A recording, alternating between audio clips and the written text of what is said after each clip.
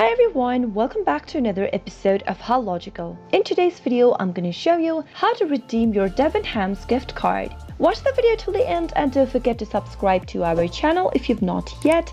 Also press the notification bell icon so that YouTube will notify you whenever we post a new video. The easiest way to redeem your gift card at Debenhams online purchase is while paying for your purchases. So go ahead and log into your Debenhams account, type in www.debenhams.com and press enter. Log into your account if necessary. Since I've already logged in, it is showing me this kind of an interface. This is the homepage for debenhams.com. Go ahead and make a purchase online by selecting one of the products. Once you find the product of your choice, simply give it a click. And on the next page, click on Add to Basket and click on Checkout. Now, in the checkout page, simply go ahead and type in your gift card information in the text box over here at the top. Type in your gift card number and click on Apply right next to it. Soon after you do that, you'll be able to redeem your gift card for Debenhams by making a purchase online. That is how it is done. I hope you found the video to be helpful.